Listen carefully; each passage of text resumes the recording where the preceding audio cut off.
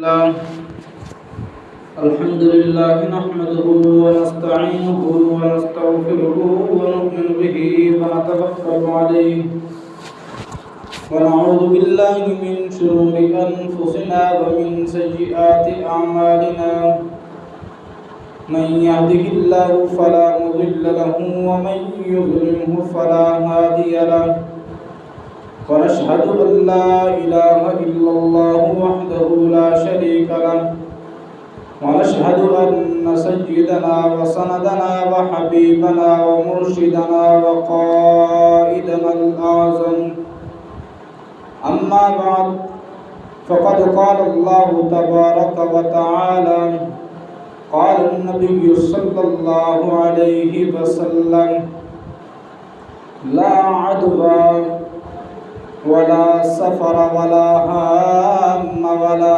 طيرة أو كما قال عليه الصلاة والسلام اللهم صل على محمد وعلى آل محمد كما صليت على إبراهيم وعلى آل إبراهيم إنك حميد مجيد اللهم بارك على محمد وعلى آل محمد كما باركت على إبراهيم وعلى آل إبراهيم إنك حميد مجيد انتہائی واجب الاحترام قابل تعظیم و تکریم بھائیو دوستو بزرگوں،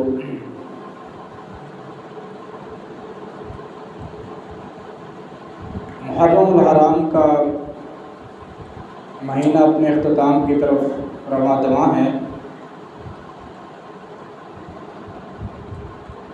اور اگلے ہفتے سے جمعہ آنے سے پہلے انشاءاللہ سفر المظفر کا مہینہ شروع ہو جائے گا۔ جیسا کہ آپ حضرات کو معلوم ہے کہ ہر مہینے کی ابتدا میں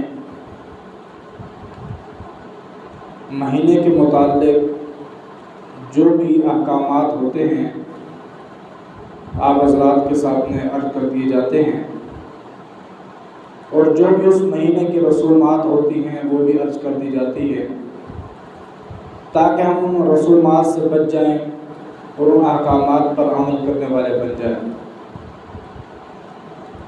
جو حدیث کریم میں نے آپ حضرات کے سامنے تلاوت کی،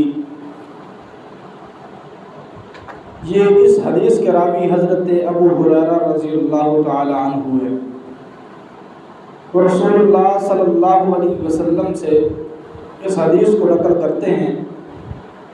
میرے آقا کریم صلی اللہ علیہ وسلم نے ارشاد فرمایا لا عدوى، بیماری متعدی نہیں ہے، ایک سے دوسرے کو کوئی بیماری نہیں لگتی۔ آگے فرمایا ولا طیرہ، فرمایا پرندوں سے فال لینا یہ بات غلط ہے۔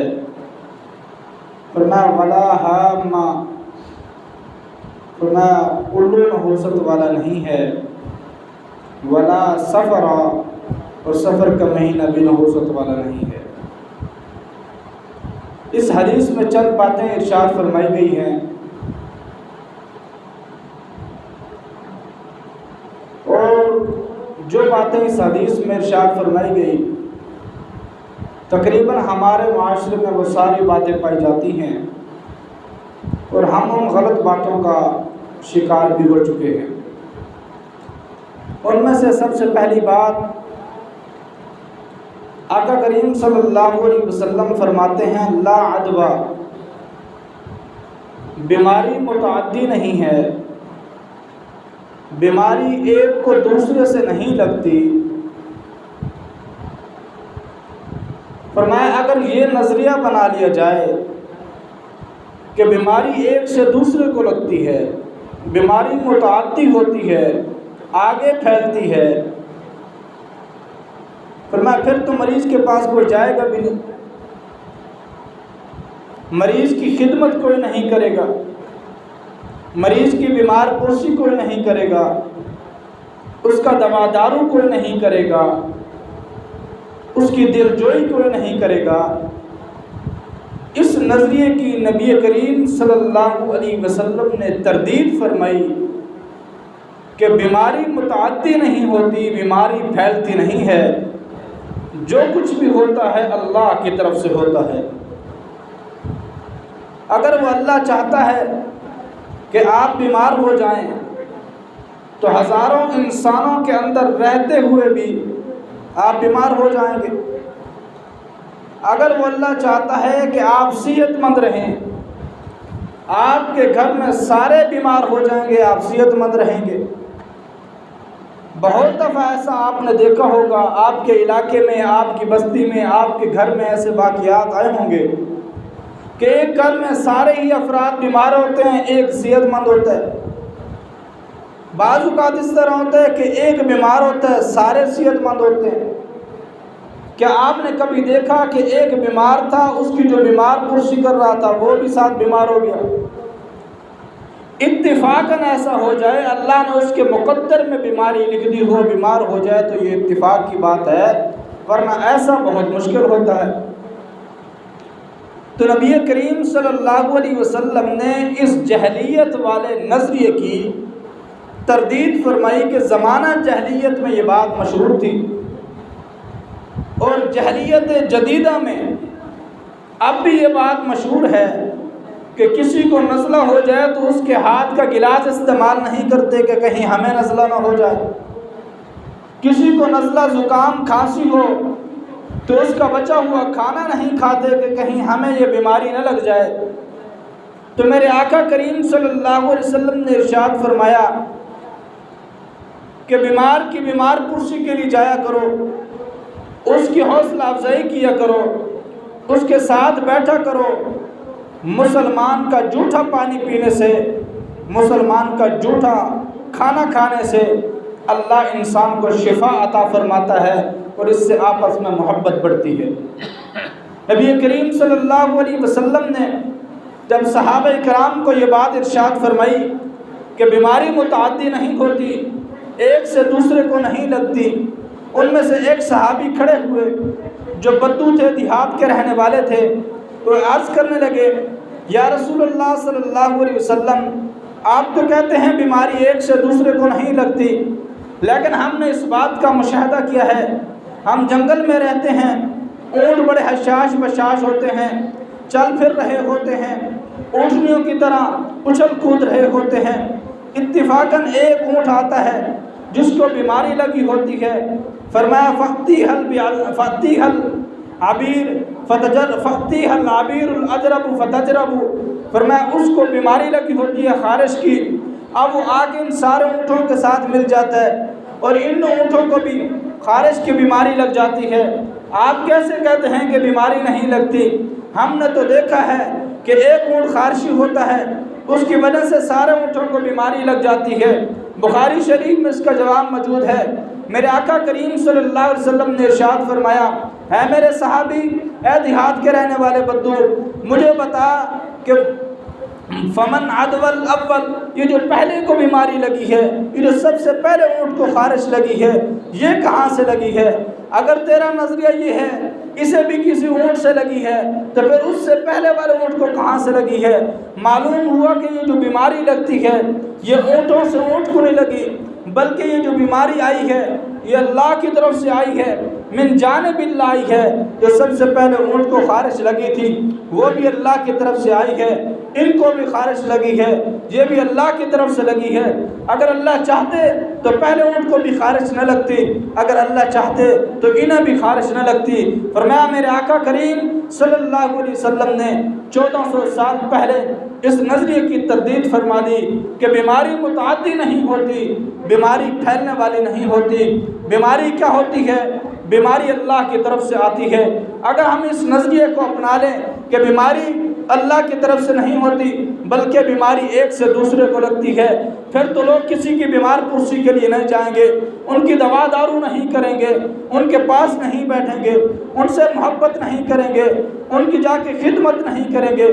اس کا یہ نقصان ہوگا، پھر وہ بھائی بیمار پڑا ہے وہ دیکھے گا میرا یہ بھائی جو مجھ سے میری محبت کرتا تھا آج میری خدمت کے لیے نہیں آ رہا، یہ ماں جو مجھ سے محبت کے دعوے دار تھی آج میرے قریب آنے کے لیے تیار نہیں، یہ باپ جو عشق کا دعویٰ کرتا تھا آج میں بیمار پڑا ہوں، میرے قریب نہیں آتا۔ یہ بہنیں جو محبت کے لیے تڑپتی تھی، یہ آج مجھے دبانے کے لیے تیار نہیں۔ یہ بیوی جو مرنے کے لیے تیار تھی، کہتی تھے تیرے بن گزارا ہی نہیں ہے، آج یہ میرے قریب آنے کے لیے تیار نہیں۔ پھر وہ بیماری سے مقابلہ کیسے کرے گا؟ پھر بیماری سے لڑے گا کیسے؟ بیماری تو اسے پس کر کے رکھ دے گی، وہ تو دنیا سے ہاتھ دھونے والا بن جائے گا۔ اس لیے میرے کریم آقا کریم صلی اللہ علیہ وسلم نے ارشاد فرمایا، بیمار پرسی بھی کیا کرو، اس کے قریب بھی جایا کرو، اسے دبایا بھی کرو، اس کی خدمت بھی کیا کرو، اس کو حوصلہ بھی دیا کرو، تاکہ تمہارے اس حوصلے کی وجہ سے، تمہارے اس کے پاس بیٹھنے کی وجہ سے، اس سے محبت کا اظہار کرنے کی وجہ سے اس کا حوصلہ بڑھے گا، اسے تسلی دینے کی وجہ سے اس کا حوصلہ بڑھے گا، وہ بیماری سے مقابلہ کرنے والا بن جائے گا، جس کی وجہ سے اس کی بیماری کم ہوگی۔ اور آپ نے دیکھا ہوگا بہت سارے لوگ ایسے ہوتے ہیں جو موت کے عالم میں ہوتے ہیں، محسوس ایسے ہوتا ہے سکرات کے عالم میں پہنچ چکے ہیں، لیکن باوجود اس کے کہ آپ کی نظر میں وہ مرنے والا ہے، اب یہ صحت یاب نہیں ہو سکتا، اس کے باوجود یہ صحت یاب ہو جاتا ہے۔ اور بہت سارے ایسے ہوں گے جو آج بھی آپ کی آنکھوں کے سامنے ہوں گے، آپ نے دیکھا ہوگا کہ وہ شفا یاب ہو کے چل پھر رہے ہیں۔ تو اس لیے 1400 سال پہلے میرے آقا کریم صلی اللہ علیہ وسلم نے اس نظریے کی تردید فرما دی۔ کیا فرمایا؟ فرمایا لا عدوہ، بیماری پھیلتی نہیں ہے، بیماری اللہ کی طرف سے آتی ہے، ایک بات۔ دوسری بات فرمائی ولا طیرہ، پرندوں سے فال نہ نکالا کرو۔ آج بھی ہمارے ہاں یہ ایک فال نکالے جاتے ہیں، فال کسے کہتے ہیں؟ فرمایا پرندوں سے نتیجہ اخذ کرنا، یہ فال کا معنی ہے نتیجہ اخذ کرنا۔ جیسے آج کل ہم نتیجہ اخذ کرتے ہیں کہ ہماری دیوار پر اگر کوا بولنے لگ جائے تو ہم کہتے ہیں لگتا ہے آج کوئی مہمان آ رہا ہے۔ اسی طرح زمانہ جاہلیت میں بہت ساری باتیں پھیلی ہوئی تھی، وہ گھر سے نکلتے اگر ان کے سامنے کوئی کالا کتا آ جاتا، وہ کہتے آج بڑا منحوس دن ہے، کوئی کام نہیں ہوگا۔ اگر اسی طرح وہ گھر سے نکلتے کوئی موذی جانور ان کے سامنے آ جاتا، وہ کہتے آج بڑا منحوس دن ہے، کوئی کام نہیں ہوتا۔ اسی طرح وہ گھر سے نکلتے اگر دیکھتے کہ پرندہ بائیں طرف سے دائیں طرف سے بائیں طرف اڑ کے چلا گیا ہے، وہ کہتے آج منحوس دن ہے، کوئی کام نہیں ہوگا۔ اسی طرح انہوں نے پرندوں سے مختلف فال نکال رکھے تھے۔ تو میرے پیغمبر صلی اللہ علیہ وسلم نے ارشاد فرمایا، کالا کتا اگر تمہارے سامنے آ جائے، سفید کتا تمہارے سامنے آ جائے، چیل چلانے لگ جائے، اگر کوا بولنے لگ جائے، چڑیاں چہچہاہٹ شروع کر دیں، اگر کتے بھونکنا شروع کر دیں، جانور چیخنا شروع کر دیں، فرمایا کسی سے کوئی فال نہیں نکالنا، یہ سب کچھ اللہ کی طرف سے ہوتا ہے، جو بھی امر آئے گا اللہ کی طرف سے آئے گا۔ ولا طیرہ، فرمایا کسی جانور کی وجہ سے کوئی نحوست نہیں آتی، کسی جانور کی وجہ سے کوئی فال نہیں نکالنا چاہیے۔ فرمایا اگر دائیں طرف سے جانور اٹھ کے دوسری طرف جاتا ہے پھر بھی کوئی نحوست نہیں، بائیں طرف سے اٹھ کے دائیں طرف جاتا ہے پھر بھی کوئی نحوست نہیں، اگر کوا بولتا ہے پھر بھی کوئی نحوست نہیں، اگر کالا کتا سامنے آتا ہے پھر بھی کوئی نحوست نہیں۔ 1400 سال پہلے میرے آقا کریم صلی اللہ علیہ وسلم نے اس عقیدے کی تردید فرما دی۔ فرمایا پرندوں سے فال نہ نکالا کرو، فرمایا پرندوں سے فال نکالو گے یہ زمانہ جاہلیت کے ساتھ مشابہت ہوگی۔ بہت سوادی حدیث سنائی ہے، من تشبہ بقوم فہو منہم، فرمایا جو جس قوم کے ساتھ مشابہت اختیار کرے گا اللہ قیامت کے دن حشر بھی انہی کے ساتھ کرے گا۔ تیسری چیز اس حدیث کے اندر فرمایا ولا ہامہ، اس حدیث کے اندر تیسرے لفظ کے اندر دو معنی علماء نے ذکر کیے ہیں۔ ایک معنی یہ ہے کہ ہامہ الو کو کہتے ہیں۔ فرمایا الو کے متعلق زمانہ جاہلیت میں ایک نظریہ تھا کہ الو نحوست والا جانور ہے، اور آج بھی ہمارے زمانے کے اندر یہ بات مشہور ہے کہ الو نحوست والا جانور ہے، جہاں آ جائے وہ جگہ ویران ہو جاتی ہے، وہ جگہ اجڑ جاتی ہے، جس جگہ بولنا اور چلانا شروع کر دے وہ جگہ برباد ہو جاتی ہے۔ زمانہ جاہلیت میں بھی یہی نظریہ تھا کہ الو جہاں آ جاتا ہے وہ جگہ اڑ جاتی ہے۔ میرے آقا کریم صلی اللہ علیہ وسلم نے ارشاد فرمایا کہ ولا ہامہ، الو کوئی منحوس جانور نہیں ہے، وہ بھی دوسرے جانوروں کی طرح ایک جانور ہے۔ اور اس ولا ہامہ کا دوسرا معنی یہ ہے کہ ہامہ، دوسرا معنی اس کا یہ کرتے ہیں کہ میم کے اوپر 3 ٹوٹوں والی شد لگا کر اس کا معنی کرتے ہیں کھوپڑی۔ اس کا معنی کھوپڑی کریں تو پھر ایک معنی یہ بنتا ہے کہ زمانہ جاہلیت کے اندر ایک رسم تھی، وہ رسم یہ تھی کہ زمانہ جاہلیت میں اگر کوئی انسان ظلماً قتل ہو جاتا، مثال کے طور پر میں آپ کو مثال سے بات سمجھاؤں، کسی کا باپ قتل ہو جاتا اب وہ سمجھتے یہ تھے کہ جو مقتول ہے، جو مرنے والا ہے، اس کی کھوپڑی سے پرندہ پیدا ہوتا ہے۔ یہ زمانہ جاہلیت میں ان کا ایک نظریہ تھا کہ ان کے کھوپڑی سے پرندہ پیدا ہوتا ہے اور وہ پرندہ ہر وقت یہ آواز لگاتا ہے پیاس، ہے پیاس، ہے پیاس۔ اب ان کا نظریہ یہ تھا کہ جب تک ہم اس بندے کو قتل نہیں کریں گے جس نے میرے باپ کو قتل کیا ہے تو میرے باپ کی روح کو سکون نہیں پہنچے گا، اس کی پیاس نہیں بجھے گی۔ یہی وجہ تھی کہ زمانہ جاہلیت کے اندر سال ہر سال تک لڑائیاں جاری رہتی، نسل در نسل ایک دوسرے کو قتل کرتے رہتے، 40 50 تک لڑائیاں جاری رہتی اور خاندانوں کے خاندان قتل ہو جاتے۔ اس کی وجہ یہ تھی کہ ان کے نظریات غلط تھے، ان کی سوچ غلط تھی، ان کی فکر غلط تھی۔ تو میرے آقا کریم صلی اللہ علیہ وسلم نے آ کر اس نظریے کی بھی تردید کی کہ کوئی بھی قتل ہو جائے تو اس کے کھوپڑی سے کوئی پرندہ پیدا نہیں ہوتا، اس کی روح کی کوئی پیاس نہیں بجھتی۔ اسی طرح باپ مر جاتا تو بیٹا اس کے لیے ساری زندگی تڑپتا کہ میں ان کو کیسے قتل کروں۔ اسی طرح بیٹا مر جاتا تو باپ ان کے لیے ساری زندگی یہ سوچ لے کے پھرتا تھا کہ میں کب ان قاتلوں کو قتل کروں جن کی وجہ سے میرے بیٹے کی روح ٹھنڈی ہو جائے۔ لہذا 3 نظری ہو گئے۔ فرمایا لا عدوہ، بیماری متعدی نہیں ہوتی، بیماری پھیلتی نہیں ہے۔ دوسرا کیا فرمایا؟ فرمایا ولا طیرہ، پرندوں سے فال نہ نکالا کرو۔ اور تیسرا فرمایا ولا ہامہ، فرمایا الو بھی جانور منحوس نہیں ہے۔ اسی طرح یہ قتل والا نظریہ بھی غلط ہے۔ چوتھی چیز اس حدیث کے اندر فرمایا ولا سفرہ، سفر کوئی منحوس نہیں ہے، کیونکہ سفر کے متعلق بھی زمانہ جاہلیت میں ایک نظریہ پھیلا ہوا تھا۔ جیسے آج کل بھی تصور بعض دیہاتوں میں کیا جاتا ہے کہ سفر کا مہینہ منحوس مہینہ ہے۔ منحوس کسے کہتے ہیں؟ منحوس کہتے ہیں بے برکت کو۔ بے برکتی کسے کہتے ہیں؟ بے برکتی کا معنی یہ ہوتا ہے کہ جس سے فائدہ نہ حاصل ہو۔ برکت کہتے ہیں جس سے فائدہ حاصل ہو، بے برکتی کہتے ہیں جس سے فائدہ نہ حاصل ہو۔ جیسے ہم کہتے ہیں کہ فلاں دن ہمارے لیے بڑا منحوس ہوا، کیا مطلب؟ اس دن ہمیں کوئی فائدہ نہیں ہوا۔ فلاں دن ہمارے لیے بڑا فائدہ مند ہوا، کیا مطلب؟ اس دن ہمارے مال میں جائیداد میں بڑی برکت ہوئی، اللہ تعالیٰ نے بہت زیادہ مال عطا کیا۔ کہتے ہیں کہ لا سفرہ، یہ کیا کہتے تھے؟ سفر یہ صفر سے لیتے تھے کہ یہ مہینہ صفر ہے۔ اشہر حرم، نبی کریم صلی اللہ علیہ وسلم کے زمانے میں اور آج تک قرآن کریم میں بھی ذکر ہے، اشہر حرم 4 مہینے، محرم، ذوالحج، اسی طرح رجب، یہ 4 مہینے جو تھے نا یہ کیا تھے؟ اشہر حرم۔ ان مہینوں کو اشہر حرم کہا جاتا تھا کہ اسی طرح یہ کیا کرتے تھے؟ حج کے ذوالحج کے اندر، ذوالقعدہ کے اندر حج کے لیے جاتے، ذوالحج میں حج کرتے، محرم کو واپسی آتے تھے، اور سفر میں کیا کرتے؟ یہ گھروں سے نکل جاتے تھے، گھر خالی ہو جاتے تھے، اس لیے کہتے تھے اس کو سفر، اس کا معنی صفر سے لیتے تھے۔ تو نبی کریم صلی اللہ علیہ وسلم نے آگے کیا فرمایا؟ فرمایا سفر المظفر، سفر الخیر، کہ سفر خیر کا مہینہ ہے، یہ اچھا مہینہ ہے۔ اس کے اندر نبی کریم صلی اللہ علیہ وسلم نے زمانہ جاہلیت والے عقیدے کی کیا کی؟ تردید کی ہے۔ اور اس کو ایک طریقہ یہ تھا کہ وہ کہتے تھے کہ یہ مہینہ منحوس ہے۔ اس کی منحوسیت کی وجہ کیا تھی؟ وہ کہتے تھے کہ قوم عاد پر اس دن عذاب آیا۔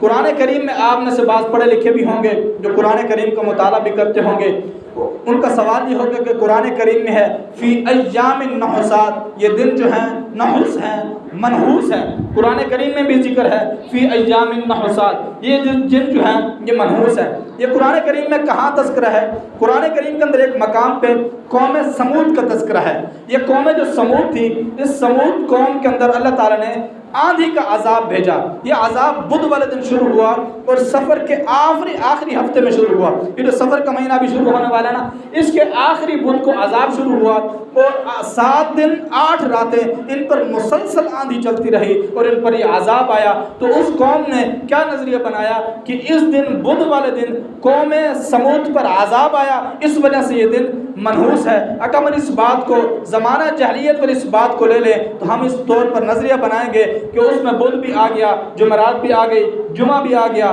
ہفتہ بھی آ گیا، اتوار بھی آ گئی، سوموار بھی آ گئی، منگل بھی آ گئی، بدھ بھی آ گئی، اور پھر اگلے بدھ کو جا کے یہ آندھی بند ہوئی تو 7 دن 8 راتیں مسلسل آندھی چلتی رہی۔ تو اس کا مطلب تو یہ ہوا کہ سارے دن پھر منحوس ہو گئے، ساری راتیں منحوس ہو گئی۔ پھر کون سا دن ایسا بچا جس میں برکت آئے گی؟ کون سی رات ایسی بچی جس میں برکت آئے گی؟ لہٰذا میرے پیغمبر صلی اللہ علیہ وسلم نے آتے ہی کیا کہا؟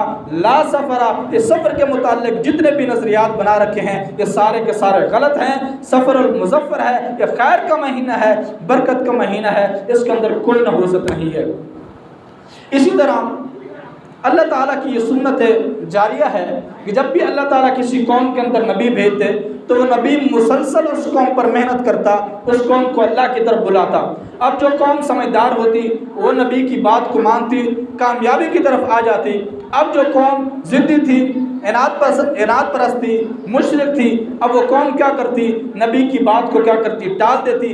جب اللہ تعالیٰ ان پر عذاب مسلط کرتا، اب عذاب مسلط کرنے کی وجہ کیا تھی؟ مثال کے طور پر قوم سمود پر یہ آندھی کا عذاب آ گیا، تو اللہ تعالیٰ یہ عذاب کیوں نازل کرتے؟ اس کی وجہ یہ تھی تاکہ یہ قوم عذاب کو لے کر عبرت حاصل کرے اور اللہ تعالیٰ کے سامنے گڑ گڑائے اور اس سے توبہ کرے اور اس سے معافی مانگے۔ جس طرح آج کل ہمارے پاس بھی قیامت صورہ برپا ہو چکی ہے۔ آج ہم دیکھیں راجن پور چلے جائیں، توسا شریف چلے جائیں، ڈیرہ غازی خان چلے جائیں، ڈیرہ اسماعیل خان چلے جائیں، خیبر پختونخوا چلے جائیں، یہ سارے سیلابی علاقے ہیں۔ گھروں کے گھر، بستیاں کی بستیاں اس پانی کی نظر ہو گئی ہیں، تباہ و برباد ہو گئی، گھر ہمارے ہاں ختم ہو گئے اور مسلمان اس وقت بے بسی کے عالم میں ہیں۔ اسی طرح بارشوں کا مسلسل سلسلہ ہمارے اوپر کھڑا ہے۔ یہ کس وجہ سے ہے؟ تاکہ ہم اللہ تعالیٰ سے سامنے گڑ گڑائیں اور اس سے معافی مانگے۔ اللہ تیرا عذاب ہمارے اوپر مسلط ہو چکا ہے، ہم اس عذاب سے معافی مانگتے ہیں، تو اس سے توبہ کرتے ہیں، ہمارے گناہوں کو معاف فرما دے اور ہم سے یہ عذاب کو ٹال لے۔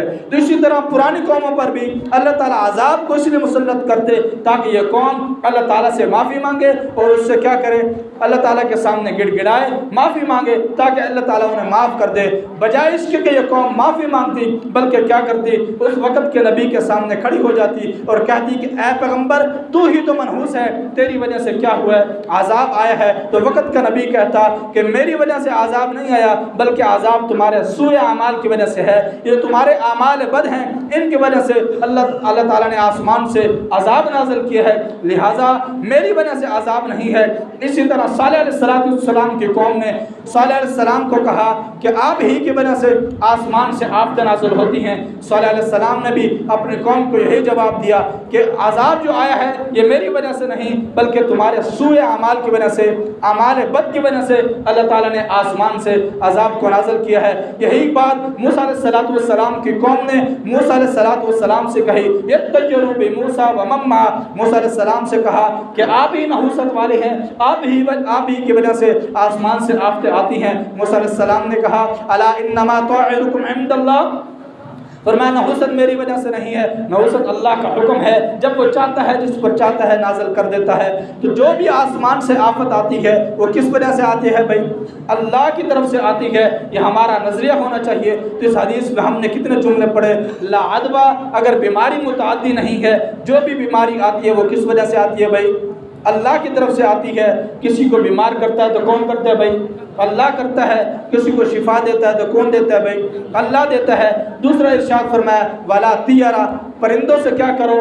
فال نہ نکالا کرو۔ یہ پرندوں کی وجہ سے جو بھی فال نکالتا ہے یہ نظریہ کیا ہے؟ غلط ہے۔ اس کی تردید نبی کریم صلی اللہ علیہ وسلم نے فرمائی۔ ہمیں بھی کیا کرنا چاہیے؟ پرندوں سے فال نہیں نکالنا چاہیے۔ اور تیسرا کیا فرمایا؟ فرمایا ولا ہا اما، وہ الو جو ہے یہ بھی منحوس جانور نہیں ہے، دوسرے جانوروں کی طرح جانور ہے، اس کے متعلق بھی نظریہ بنانا غلط ہے۔ اور اسی طرح مقتول کے متعلق جو میں نے عرض کیا یہ نظریہ بھی بنانا غلط ہے۔ اور اسی طرح فرمایا ولا سفرا، سفر کے متعلق ہم نے جتنے بھی نظریات بنا رکھے ہیں یہ سارے کے سارے کیا ہیں بھائی؟ غلط ہیں۔ ہم نے جتنے بھی تصورات اپنے دماغ میں بنائے یہ سارے کے سارے غلط ہیں۔ بہت ساری باتیں ایسی ہیں جو ہمارے علاقے سے دیہاتوں سے ختم ہو گئی، کچھ شہروں میں ختم ہو گئی۔ اب چند سالوں سے 8-10 سال سے ایک نئی رسم شروع ہوئی ہے، وہ کیا ہے بھائی؟ شاید آپ کو بھی علم ہو، ہم نے تو اخباروں میں بھی پڑھا، مختلف علاقوں میں رسم بھی دیکھی، شاید ہمارے ہاں بھی پہنچ چکی ہے۔ وہ رسم یہ ہے کہ سفر کے آخری بدھ میں صیحت غسل دیا جاتا ہے۔ صیحت غسل کے نام سے ایک رسم شروع ہو چکی ہے۔ وہ کیا ہے؟ وہ کہتے ہیں کہ سفر کے آخری ہفتے میں نبی کریم صلی اللہ علیہ وسلم کو بیماری سے چھٹکارا ہوا تھا۔ یہ چند سال پہلے شاید مسلسل یہ ہو رہا ہو، چند سال پہلے میں نے اخبار میں پڑھا تھا آپ کے لاہور میں راوی دریا راوی کے پل پر جلوس بھی نکالا گیا، وہاں پر سیرت کا غسل بھی دیا گیا، وہاں پر خوشیاں بھی منائی گئی اور پانی بھی بانٹے گئے، اور وہاں پر لوگوں نے دریا کے اندر بھی غسل کیے، ویسے بھی بالٹیاں بھر کے لائے غسل کیا کہ نبی کریم صلی اللہ علیہ وسلم کو اس دن سیرت ملی تھی، لہذا سیرت غسل ہم کرتے ہیں۔ حالانکہ یہ نظریہ غلط ہے۔ نبی کریم صلی اللہ علیہ وسلم کو سفر کے آخری ہفتے میں بدھ کے دن تو بیماری شروع ہوئی تھی، انگریز نے ہمیں کہاں لا کھڑا کیا، اس دن بیماری شروع ہوئی۔ اب عملی طور پر ہم دیکھیں تو ہم عملی طور پر کیا کر رہے ہیں؟ نبی کریم صلی اللہ علیہ وسلم کی اس بیماری پر خوشی منا رہے ہیں۔ انگریز نے ہمیں کہاں لا کے کھڑا کیا؟ اسی طرح ہم میلاد کے متعلق نظریہ ہے، سفر کے متعلق نظریہ ہے، محرم کے متعلق نظریہ ہے، جو ہر مہینے کے متعلق میں آپ کے سامنے عرض کرتا رہتا ہوں۔ یہ بہت ساری رسومات ہیں جو ہمارے اندر پھیل چکی ہیں۔ تو یہ جو سیرت غسل شروع ہو چکا ہے، یہ نظریہ بھی غلط ہے۔ اس کی بھی 1400 سال پہلے نبی کریم صلی اللہ علیہ وسلم نے تردید فرمائی۔ فرمایا سفر کے متعلق جتنے بھی نظریے ہیں سارے غلط ہیں۔ آنے والے دور میں پتہ نہیں کتنے فتنے کھڑے ہوں گے، کتنے نظریات شروع ہوں گے۔ اللہ تعالی ہمیں ان سب سے محفوظ فرمائے اور نبی کریم صلی اللہ علیہ وسلم کے طریقوں پر صحیح معنی میں چلنے کی توفیق نصیب فرمائے۔ وآخر دعوانا ان الحمد للہ رب العالمین۔ صلی اللہ علیہ وسلم۔